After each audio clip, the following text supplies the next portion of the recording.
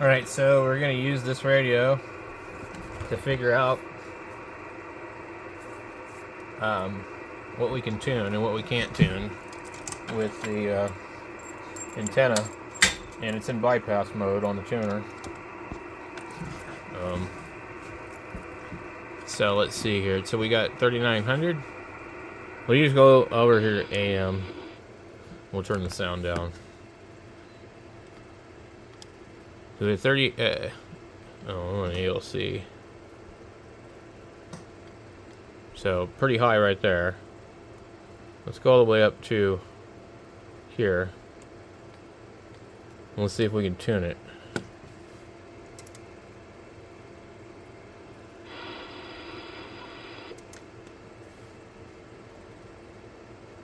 So we're going to see if the radio itself will tune it. It will not.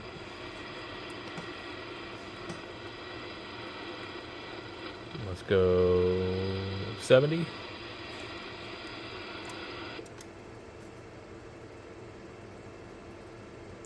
And this radio tunes quite a wide range. We'll go 70. So let's go 30.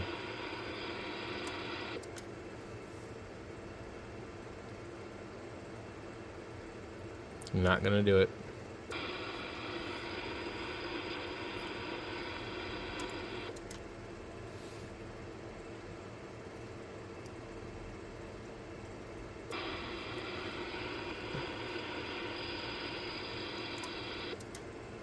Might do it. Maybe. Nope.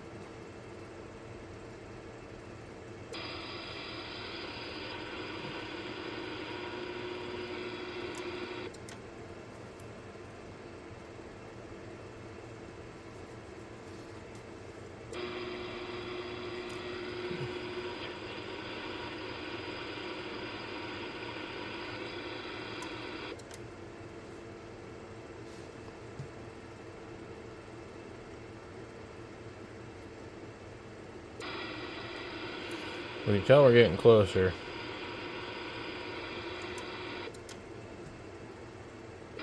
So the tune right about there. They never operate. Okay. Let's go up here and try.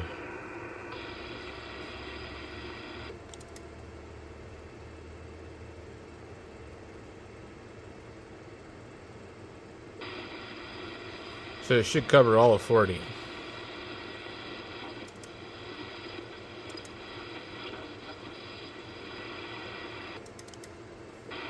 So we got all of 40 on this radio. Now, we want to see what it is. It's 3 to 1 at the top of the band. A little bit higher than that at the bottom. So it's 3 to 1 all the way through the whole thing. At least, or higher. That's the lowest spot, just like we saw in the Nano VNA. So, let's see what we got on here.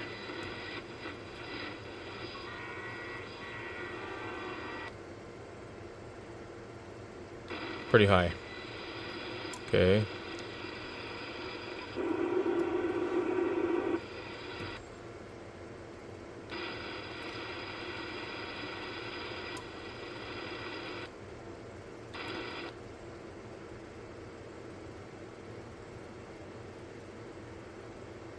So our low spot's right here on that. Let me see if we get any 6 meter action, maybe. Yeah, get that. 2 to 1 right there. That's out of band. So 3 at the bottom. You go to here before it's above 3.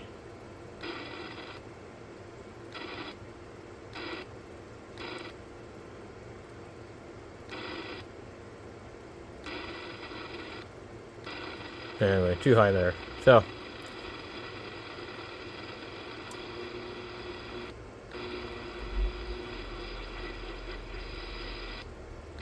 Let's just see if it tunes anything. I mean, if it tunes on 160, I'd be really shocked.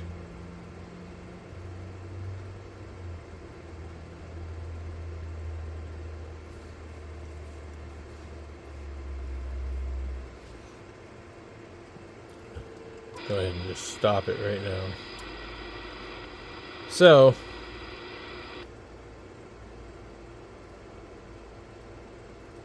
that's our low spot right here.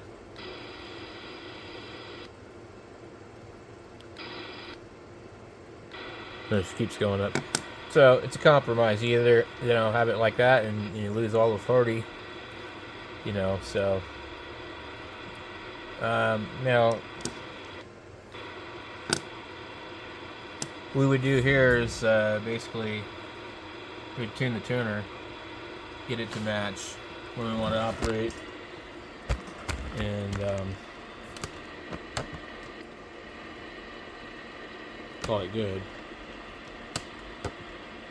So let me see here.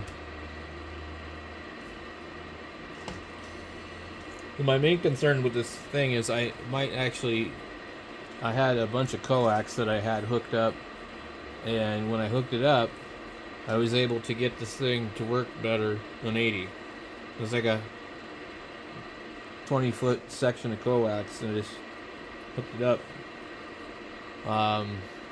We're going to try to do that again. Alright, so we installed 25 feet of coax in between the feed line, because it's a very short section. Let's see what we get. See how it's up higher now?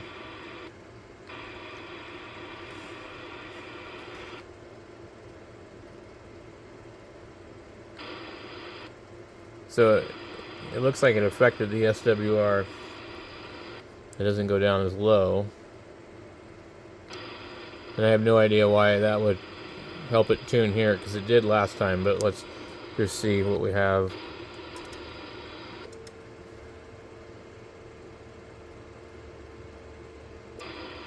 No, it didn't work. So the other thing I had differently is I also had the shield side of the coax grounded too, which is not grounded anywhere in here. So the only way it would actually be grounded here would be on a 3-prong cord, and the only thing grounded is this power supply over here. This has 3-prong cord, and the amplifier, and that's it. The radio's not grounded. Contrary to what people believe, I don't like to have my stuff grounded in here, because if you have this antenna hooked up and all your radios are grounded but the antenna isn't, you're an attractive nuisance to lightning, because it will go through your antenna, through your equipment, into the ground. And it makes zero difference in performance RF wise on a loop antenna. So with other installations, it's probably pretty important to ground stuff, but most of these people end up causing themselves ground loops. So I just don't worry about it. I don't get excited about all this ground loop stuff. So, and also, I should probably correct myself. So, when I say I grounded the shield side, I just have it going to a little piece of conduit that's supporting up against something else into the ground. And then that goes to a piece of wire that acts as a ground radio and runs like 60 feet underneath my loop.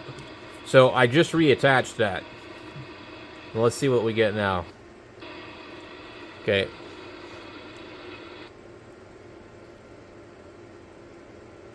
It looks about the same.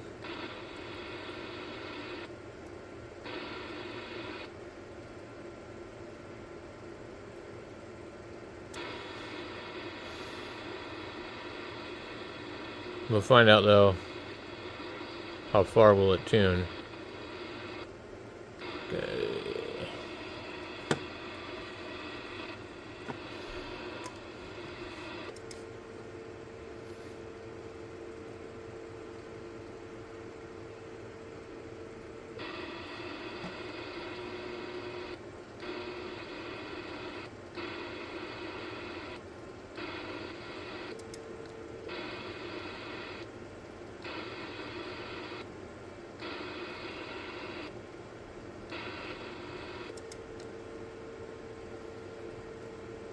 See if it'll go this high now.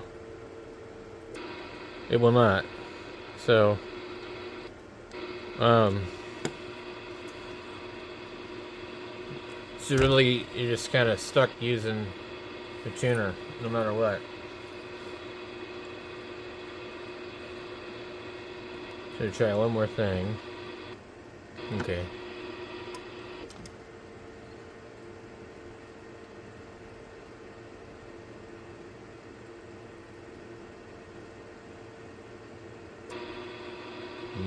Almost.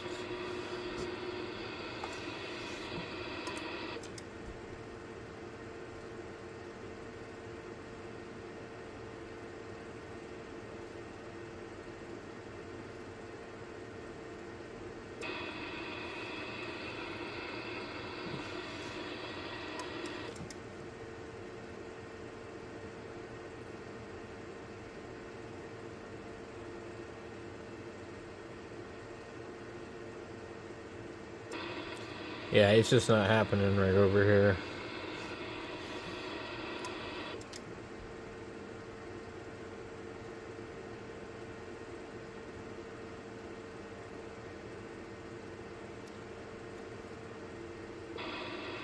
That's the lowest I've been able to get it to go. So yeah. So anyway, everything else looks pretty good.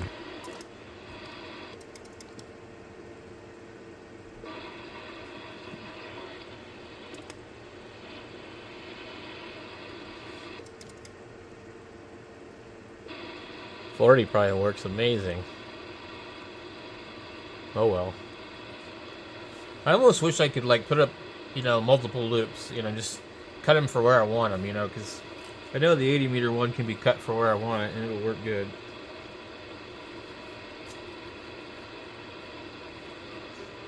So now I'm gonna see if I can tune up the amp, and I'm gonna throw some AM into it.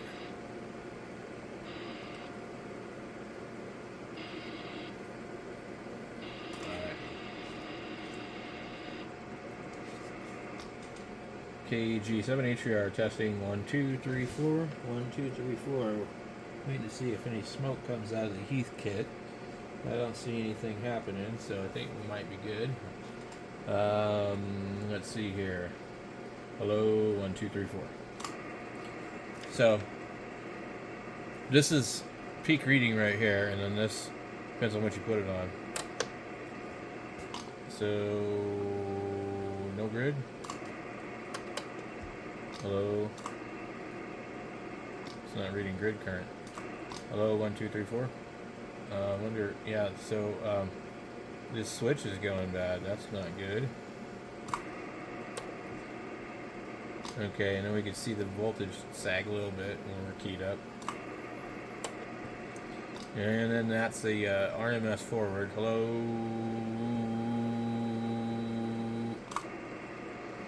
And then that give me reflected right here. Hello. Not moving at all. And then plate current. Hello. 600